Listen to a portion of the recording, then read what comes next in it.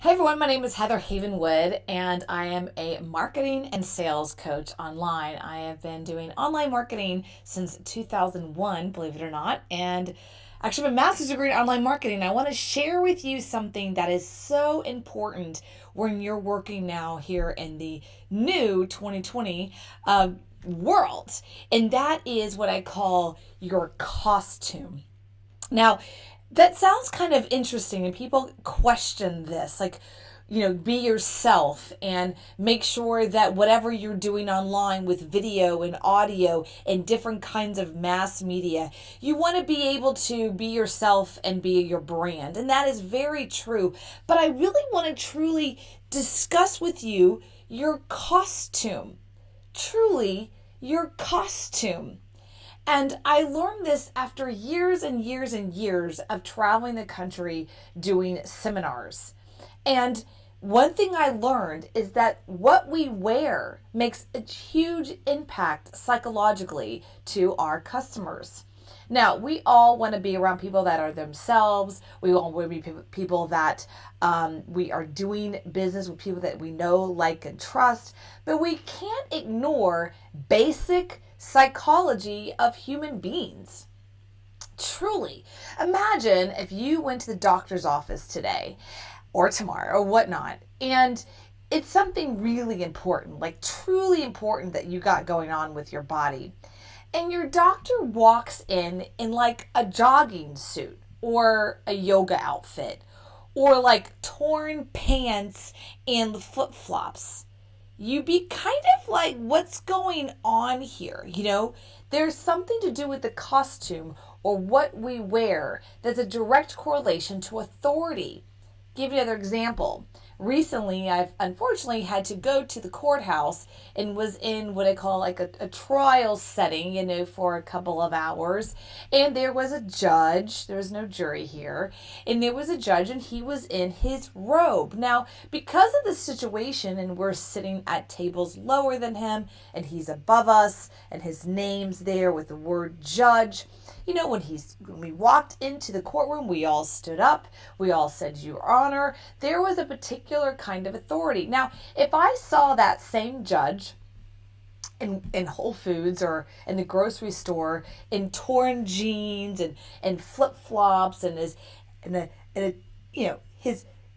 hat backwards, I probably wouldn't have given him a time of day, right? I wouldn't have said, "Your Honor." But because I met him in that kind of environment and, right, that particular kind of robe, I automatically gave him this like high level of authority. So I want to ask yourself the question, yes, inside of business and branding, we want you to be yourself. And in today's world, in 2020 and beyond, we don't have to wear the stuffy suit of the 80s and 90s. I completely concur. But the question really is what is your costume? What is your costume? Let me give you another example of how people automatically judge, right, based on costume. I have someone in my life, he's what I call him the mad scientist. He's so smart. And we've been talking about business and life, and he's got a beautiful daughter who's in her 20s. And he says to me, "I would love for you to talk to her because you're such a role model for women. I think she could learn a lot from you and at least talk to you because, I'm the dad and dad and daughter." And I said, absolutely, I would love to talk to her and just see how I can inspire her and what she's doing right now. She's still trying to figure out her way in life and what she wants to do. And he said, great. And then a couple days later, he said, well, I showed her your picture. I'm now Miss Texas for 2020. I showed her your picture of you in like the gown and like the tiara, the sash. And she said to her dad, "I don't want to talk to her. She's all pretty and stuff. She's probably not smart at all." Right? I just began to laugh so hard because I understand her judgment. I get it. It's stereotypical. But I also want you to understand that when I was in my 20s, because I wanted to be known as smart, I went out of my way to wear like really big suits, you know what I mean? Like really dark suits, and suits that were really heavy and boxy on me. They never showed my figure. They definitely didn't show anything that I have, these things called boobs.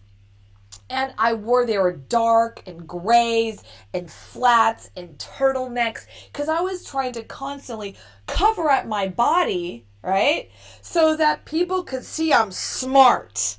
And what I realized for myself is I take a lot of care in my body, and I'm allowed to show that I have this thing called a body, no matter what our size is.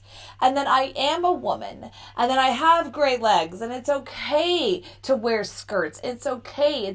It's actually powerful as a woman to be feminine in your dress. There's power in that, and owning that who you are, whatever that is. It doesn't have to be super short or super long. I think one of the truly the most powerful women that are here in America today, that I love her fashion truly, is Ivanka Trump.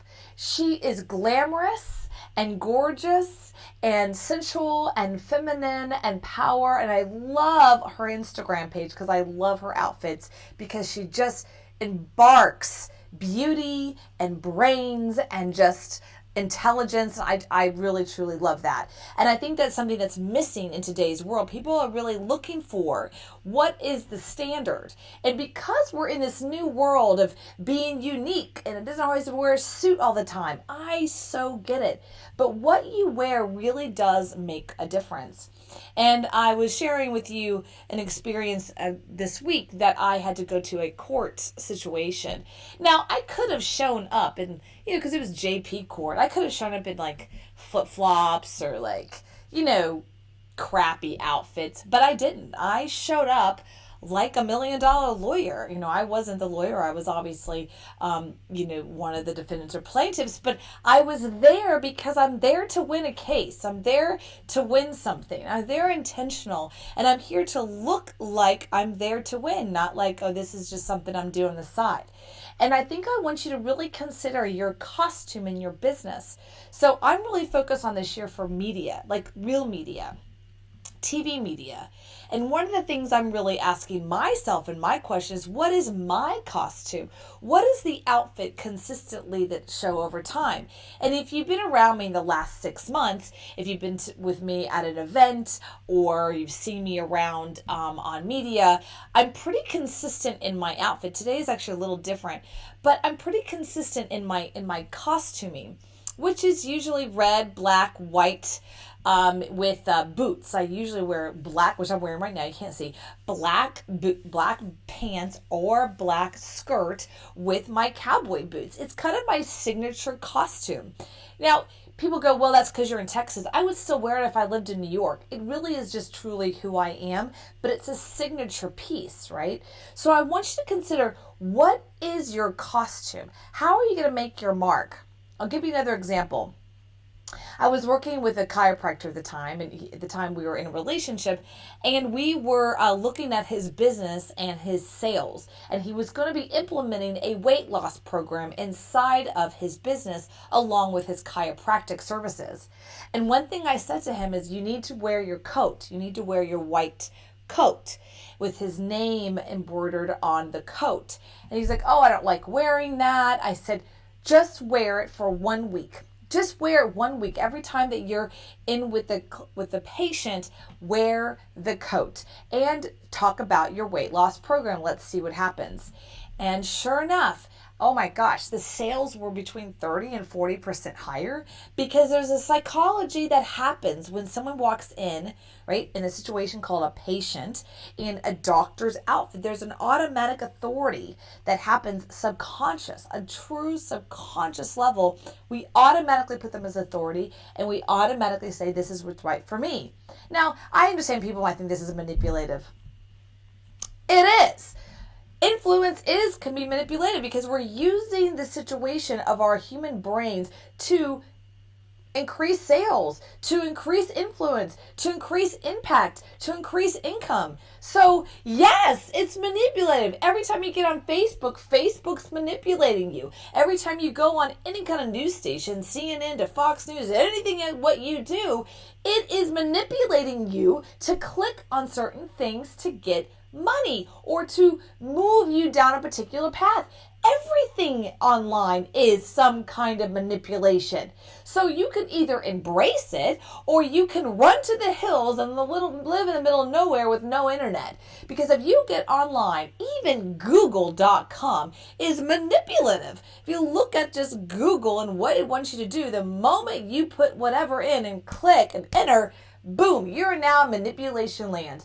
Is Facebook manipulative? Yes, everything it does, from the likes and the comments and the shares, is a psychological manipulation to get data. Okay, so got it. Like, let's not go down that road. But what is your costume in such that will increase your impact, increase your influence, increase your sales, increase your business for yourself? Because when you increase your vibration, increase your impact, increase your influence, you increase your income. And that makes a huge impact in your entire life, does it not?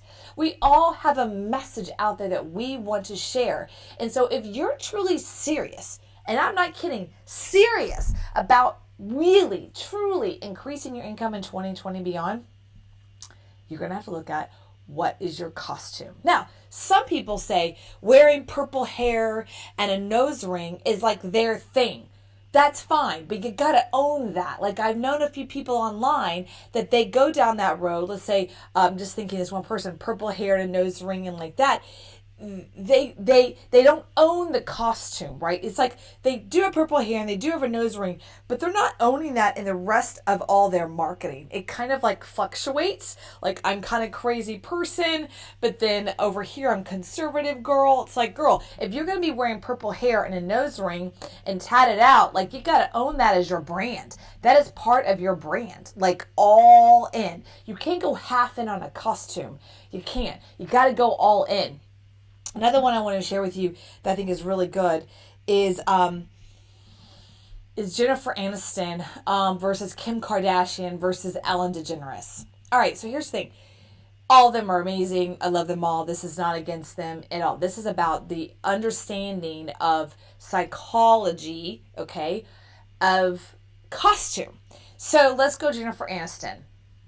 Jennifer Aniston is 100% girl next door. Now she's doing new roles that are bumping up against that particular construct on the screen. But in reality, everything she does on Instagram and all the images she puts out there with Getty Images, it is 100% girl next door. Cute, sweet, loving. Like, all of a sudden, if Jennifer Aniston came out and someone said that she's been charged with murder, like, it would be very odd, and we would all like have this appalling, what are you talking about, right? Versus another person I can't think of right now that has kind of a rebel reputation. We'd be like, oh, well, yeah, I can see that. We probably wouldn't be so crazy. She is truly the girl next door. Same thing with Ellen. All right. Ellen she obviously owns that she's lesbian. She's been doing that for a long time. She owns that. She only wears pants, her costumes, everything she does is in alignment with that. If Ellen came out one day in like a super sexy outfit, like a Kim Kardashian, like, we would all go, what's happening? Where is Ellen? Like, we would just be like shocked, right? Because we know that's not who she is, and she owns a particular costume and brand. And if you look at her brand over the last 15 years, it really hasn't altered at all. So that's one as well. Kardashian, okay, we all know she's got the big booty, right? And she wears the outfits in the big booty. And she always looks glamorous. If she came out in like jeans, I've seen her wear pants, but I'm talking like jeans and flip-flops, right? And she's super short, by the way. We would be all like freaked out as a nation, okay? Because she knows and understands the power of the costume. So I want you to really consider that. If you're a coach, author, speaker, or even a consultant, you've got to really, truly consider your costume. Now, I'm going to judge and assess someone right now because I can and I will. Sam Ovens, he's a consultant. I like his work, actually. When he first came out, his branding was very dapper. He had a great looking suit. It was jeans. It was a cash suit. He had short hair, mid short hair, and he came across as truly like a consultant. And I really liked his branding. And then when I went to his current social media, right, his look is like I don't know, surfer guy, long hair, wearing t-shirts, wearing flip-flops. He went from consultant to lifestyle. Now, he might find that his target market is truly a lifestyle brand. I'm going to probably just concur there that I think that him being the consultant of the consultants was a smarter move in marketing. Now, I don't know his numbers, but I know for myself as a potential buyer, and I haven't bought his product yet, I've been talking to them for a while, is that I was actually way more attracted to the original branding than the current one. It's almost like he flipped. He went from consultant to like bro, like bro club thing. And like, I'm not attracted to the bro club because like I'm not part of the bro club. Okay. So I didn't really like that new marketing spin. And I have no idea the impact of his brand. It could be great. It could be amazing. But I want you to really think through truly your, I